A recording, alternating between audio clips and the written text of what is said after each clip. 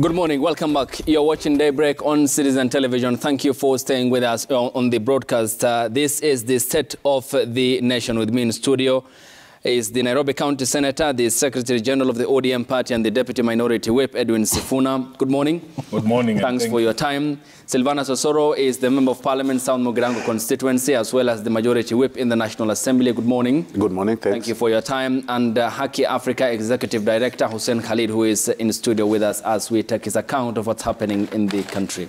Morning. Gentlemen, let's begin with the front pages of the publications, which are a reflection of the state of the nation. The Standard says the buck stops here with the pictures of the President, the Deputy President, the Inspector General of Police, the Director of Public Prosecutions, the Interior CS, Professor Kithure Kindiki, and the Azimio leader, Raila Odinga. The dust is yet to settle, says the paper, on the chaotic events of Monday, and another round of demos is on today. The 6 men below bear, says the paper, the greatest responsibility of defining the course of events and maintaining the nation's stability for millions looking up to them. Will they step up? On the Daily Nation, fallout in Ruto camp as America wades into row between the political establishment leaders. Kenyatta farm raid reports of splitting government over brazen invasion of former president's property. Protest on, says the Azimio leader. Interior CS puts violent protesters on notice.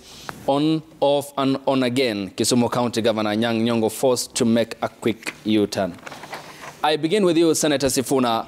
What, in your view, is the state of affairs in the country today? Thank you very much, and good morning to all your viewers. Allow me to take this opportunity to condole with the family, friends, and the constituents of the late MP Kulo of Banisa.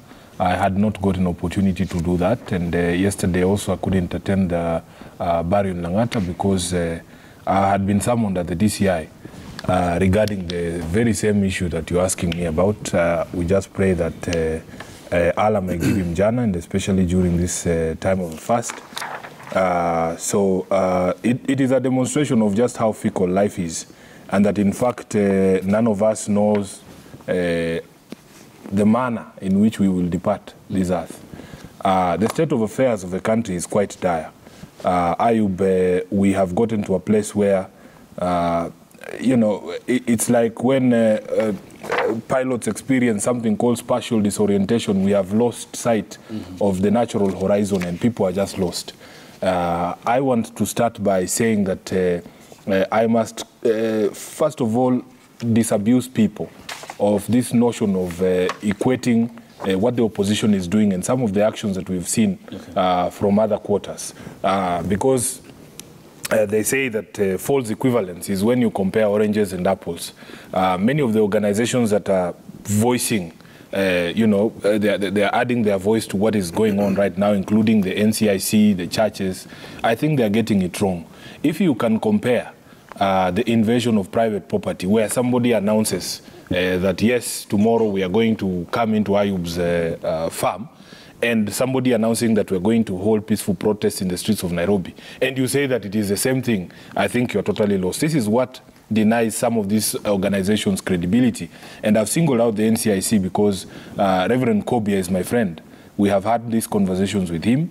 I have had conversations with the Catholic bishops, and I think yesterday, my bishop of Nairobi, at least, I have had a conversation with him, and there is a reflection of the discussions we had that, in fact, when you want to bring people together, warring couple, who have moved out into separate bedrooms, you don't first come and say the husband has to move back into the bedroom before any discussions are had.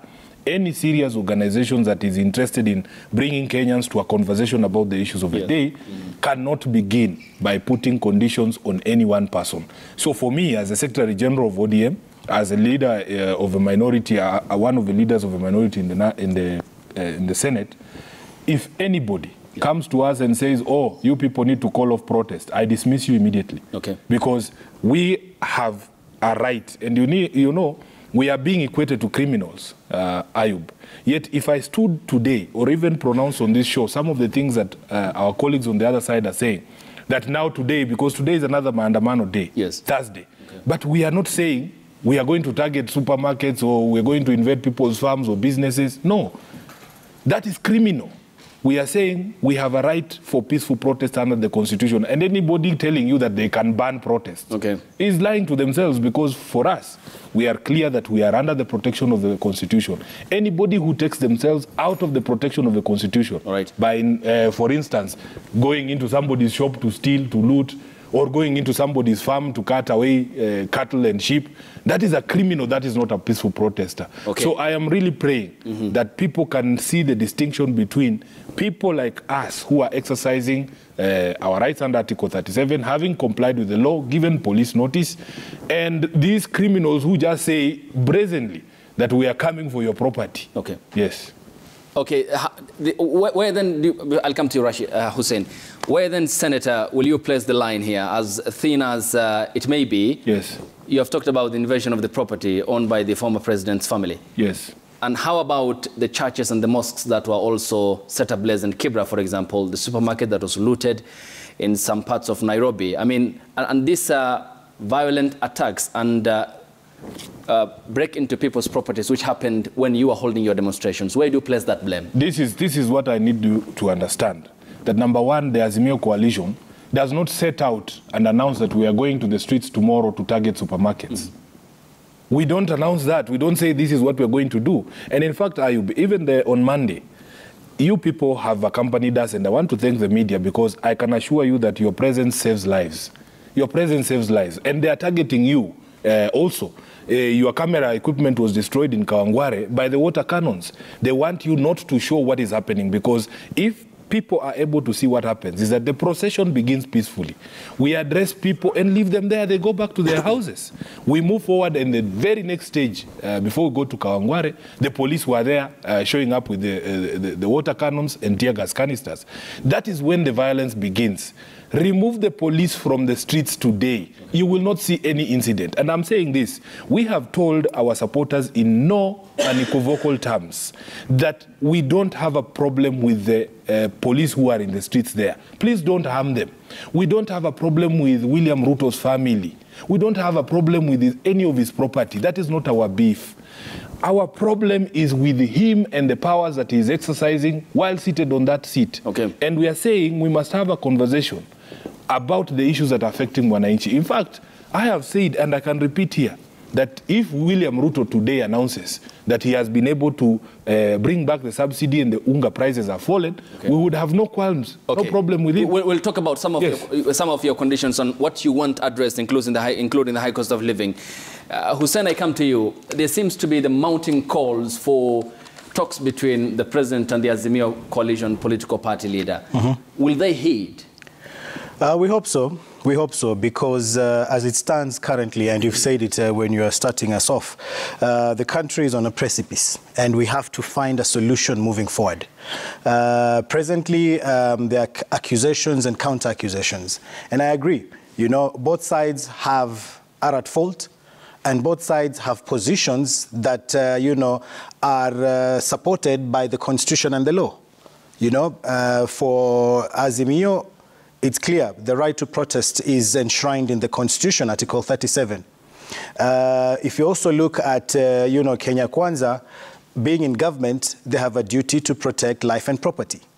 The question is, in exercising the right to protest, what responsibilities are you taking as a political side in ensuring that your supporters don't throw stones, don't engage in violence, don't engage in, acts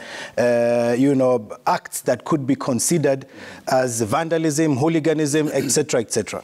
And for the Kenya Kwanza, which, is wielding the machinery, how are you ensuring that by doing, your duty, you don't use extra-legal means, you don't use excessive force, you don't shoot to kill and, harm and tear gas people who are merely exercising their constitutional right. So if you look at it, from both sides, there needs to be sober thinking of these issues. We have to find a way forward, because where we are presently, if we continue as it is presently, we'll only have ourselves to blame. And I agree that, for institutions that are out there that are supposed to be neutral, we must make sure that we speak to both sides. I think where we are presently, we can't afford civil society, religious institutions, NCIC, and others who are, supposed to, quote-unquote, mediate. Yeah. We must make sure that we bring everyone together. For the Mwananchi, right now, people out there are confused. They don't know which way forward. We've had dialogue forums, for example, in Kibera. When we went there, yes, the Nubians and the Luos were, talking to each other. But the question remains very clear. They called the police. Where were the police? Correct. To stop the chaos that ensued? And these are issues and questions we must put forward. And as civil society, as Haki Africa, as the Police Reforms Working Group, our greatest responsibility is to hold the opposition, the government, institutions accountable for what they are doing. And we are calling on each and every one of them to take responsibility for their actions. Okay, Honorable Sylvanus Osoro, what do you make of the mounting calls for the President and the former Prime Minister to reconcile politically, to address some of the issues that the bishops, the civil society have highlighted, and this in the midst of protests that will enter day 3 by the opposition? I do not know what reconciliation really means in this whole scenario, because we all went to the polls and the election was conducted. Our constitution provides that the winner will be declared by the IEBC. And they lead the country, and the winner is William Ruto. To date, we still do not understand what Raila Odinga wants as the people who formed government. Because all the issues that he has raised, he knows the answers. For instance, when he talks about IEBC, he says that you need to reinstate the commissioners that resigned voluntarily, of course, except one who was tried through the normal process of the tribunal. All the rest, of course, resigned, and the 2 retired, upon, hitting the age of majority. So ideally, I do not know what we really need to talk to Raila Odinga about, and I think even the president is confused. When you talk about, President William Ruto should declare the prices of unga to be 70 shillings, like I saw Honorable Sifuna say in some presser. And I really got surprised. I mean, these are serious scholars, and Azimio has got very good scholars. I mean, give me a jurisdiction in this country or in this world that a president comes out and declares the prices of commodities. It is a whole process of things that happen to do with the economy, and eventually it will turn out to be okay. So I do not understand what they are talking about. They talk about the composition of the selection panel of the IEBC. Myself and Sifuna have a privilege to sit in Parliament, and we passed these laws together. We passed the amendment bill, the IEBC amendment bill, that reduced the Parliamentary Service Commission's selection panel number from 4 to 2, and placed it on the minority, or what I will call the minority, the political parties liaison committee and the interreligious, council. So I really do not know what reconciliation should be about. The president is focused on making sure that he revives the economy that was already down. I mean, Sifuna is talking about a subsidy, unga subsidy, really. And what they failed to tell the people is that this subsidy was actually benefiting some group of people. Some few companies you pay. And he hasn't also told you that they paid some subsidy, unga subsidy, about 3 days to the general election, to a tune of about 15 billion. But even immediately after election, unga will still remain the same price. So really, it's a con game, and it's normal Raila Odinga who wants to join government through the back door, and there is nothing to talk about there. Okay, all right. And, well, the established government, after the according of the mandate by the Kenyan people, is clear in terms of its framework and the period within which it has to function. Senator Sifuna, 2 things stand out in your demands. That is the reinstatement of Cherera 4 as per your party leader and the Azimio leader, and also addressing the high cost of living. Shortly we'll be having the numbers of the last TIFA poll done yesterday, which is also a concern for the Kenyan people. You know as a lawyer that the tribunal and the process with which IEBC commissioners are recruited is a process that's enshrined in law, which is now nearly complete. and the high cost of living, you are a lawmaker. These are issues that you can handle within the framework of the bicameral parliament. What do you expect the government to address? Yet you are a lawmaker and you can address these issues on the floor of the House. First of all, let me address some of the things that my brothers have raised here. Number one, when people ask us to take some responsibility for the things that happened during the protest, I want people to answer one question, my brother. When does the violence begin during these protests? When do they begin? When we were leaving Serena, Ayub, we were in a convoy of vehicles. You remember last week we were leaving Serena. Immediately we got into our vehicles and we were told to turn and head upwards on Kenyatta Avenue. Even when we turned, the police were firing tear gas into our vehicles. I want to understand what was the crime that we had committed to take that tear gas. When we left Chungwa House on Monday, we went into Kawangware, we did 2 stops. There was no violence.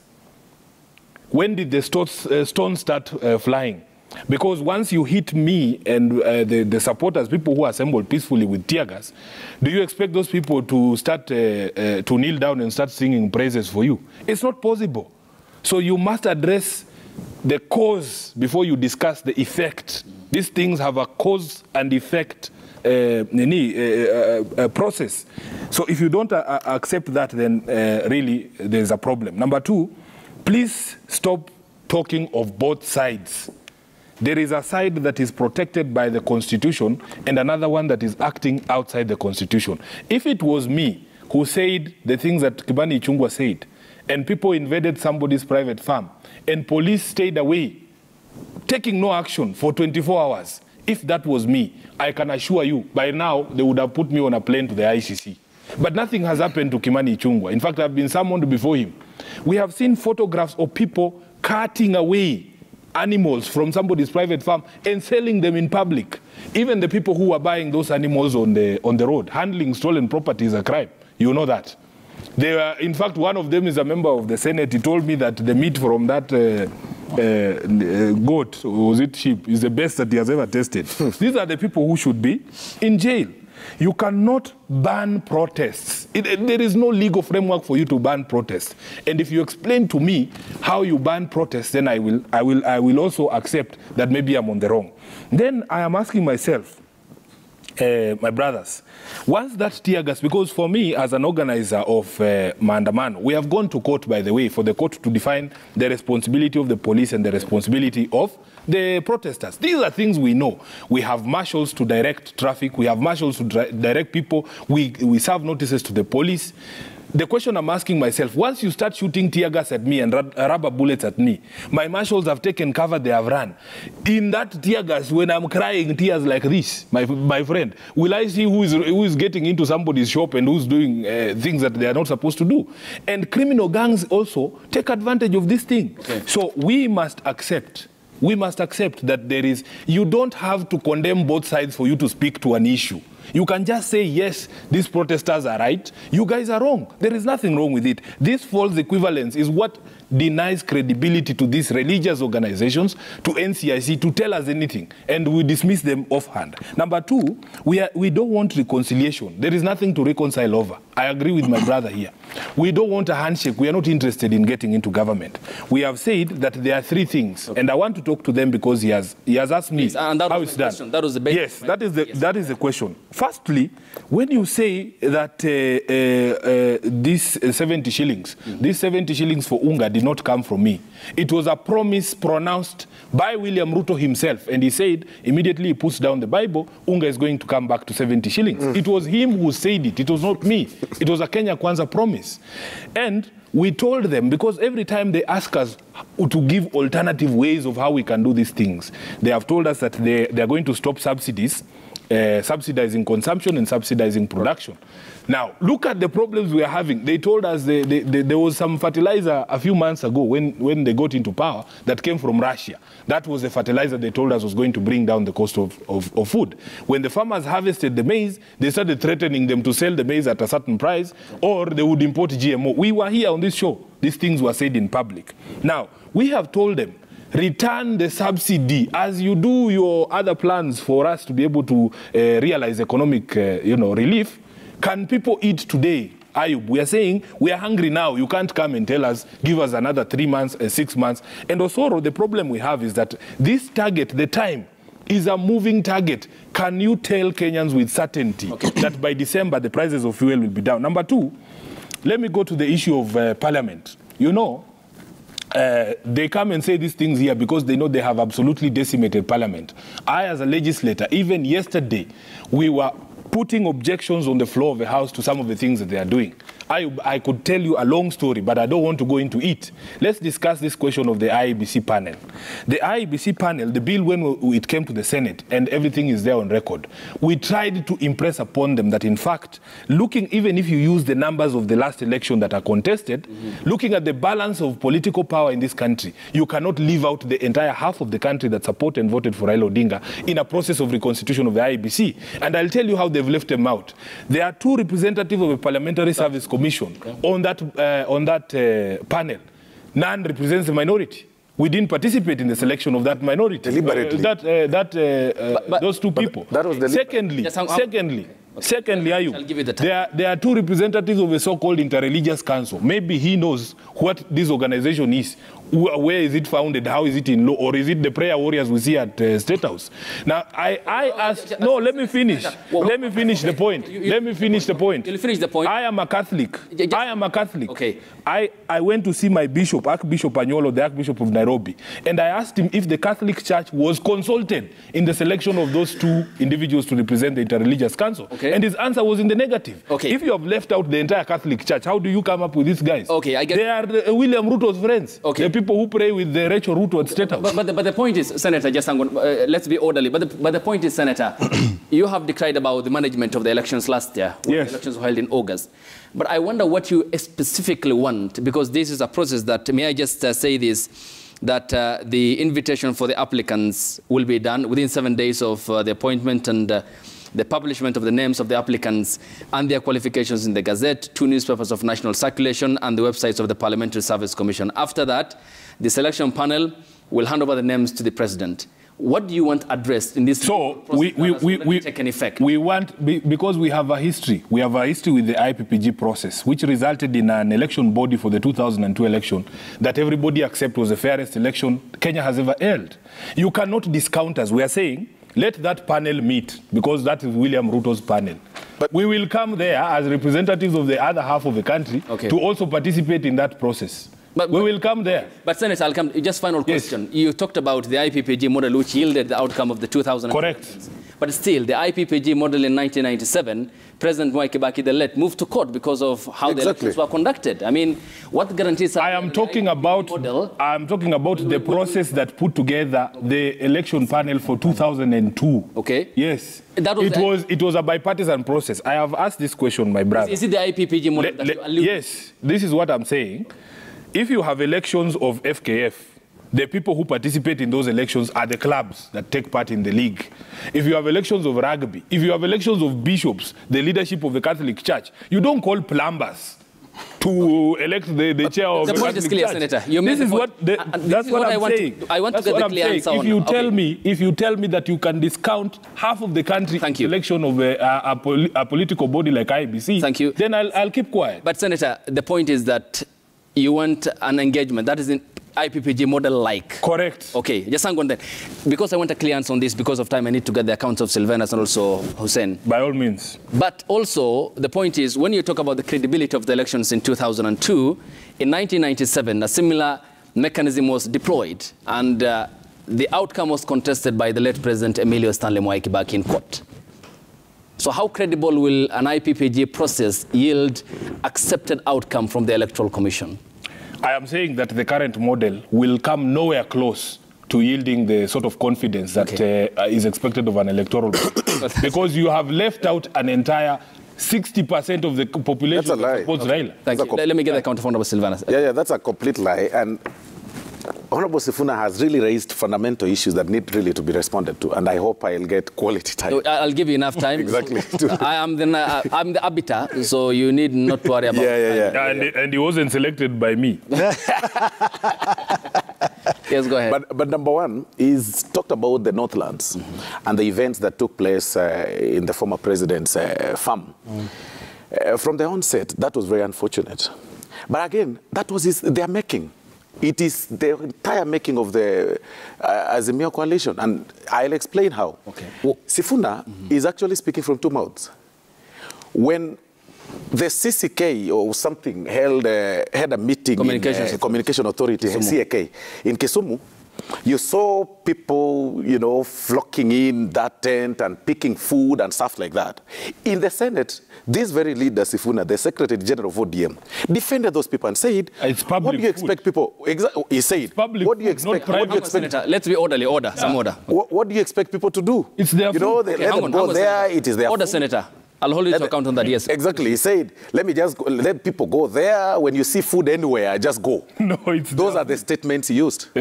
I mean, really, ideally, what he was telling people, that anytime you see something that looks idle, you know, even if it doesn't belong to you, you just go there and just pick it. Hang on. And that is what happened in Northlands.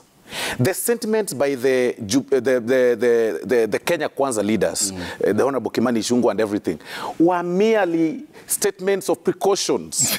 Like they were telling the head of state and the former head of state and the rest that, you see, what Azimio is celebrating as far as looting is concerned in this country, you should handle that thing with a lot of caution, that it can actually befall on us, you know, as the political leaders. And that is really what happened in Northlands. The Azimio Protestants, because we all know those people who protest, decided to go to the bypass because they were protesting, just like it happened in Kisumu, just like it happened in Mwindi Mweusi's supermarket in Embakasi, just like it happened in Kebaso's bar in Kibra, just like it happened in some kibanda in Kisumu. That is exactly what was happening. I mean, it was basic Protestants. I get your protest. Jasangon Khalid, I'll come to you because I need clear answers on this for accountability purposes. Yes. Honorable Soro, when you talk about the statements made by the Honorable Kimani Ichung'wah, the leader of the majority party, you said it's a precautionary statement. Yes. Why would he make precautionary statement? Because he's a politician. Kimani Ichung'wah is a leader from Kiambu County, alongside the other leaders. Do politicians have the outright... No, hold on. Just hang on. Because he's a leader in Kiambu County. The back end, Honorable Soro, is that violence was meted on persons and property was destroyed in Northlands. Very unfortunate. And which you condemn. I condemn. Okay, yes. Hang on. And you said he's a politician. I did inquire why he made the statement. And I'll answer this way. And he made... Just hang on. As a Kiambu leader. As a politician. No, as a Kiambu leader and a politician. It doesn't matter. Yes. But do politicians have the outright license to make precautionary statement? No, of course, as a leader, of course. Politicians represent people. Article 95. I mean, really, representation. Right. As a leader within, exactly, as a leader from Kiambu County, because he engages with the public, he hears what the public says. He moves around Kiambu County, and he had people say, okay, fine, if, you know, people are protesting across the country and we can, he really gave a precaution statement to the former head of state. But Honorable Soro, this is the point. And what I expected is the police, after hearing the precautions, because these precautions have been given by politicians over time. What he's doing... One final question. Okay, one final question, because you politicians is why many Kenyans believe why we're here. One final question then, because you said that politicians are a representation of the people. Yes, they derive power from the Exactly. people. If in South Mugirango constituency, 1,000 of your constituents tell you to go and invade a farm, would you do so? I won't do so, but I'll give a precaution and the police should take charge. I'll give a precaution and say, I was passing by some church or some public function and I heard that common mwananchi wants to invade somebody's land. And it's now upon the police. And the question we should actually be asking ourselves is not about Kimani Ichung'wah. We should be asking ourselves this question. Where were the police? Because currently the police service is independent. They even have an account by themselves. They do not derive their funds from the minister. Asante, thank you. But the operations is what the president talked about while in Germany. We'll talk about that. But there's something he raised about the IBC. Because we need to be on Exactly. There's something he said about the IBC. I mean, really.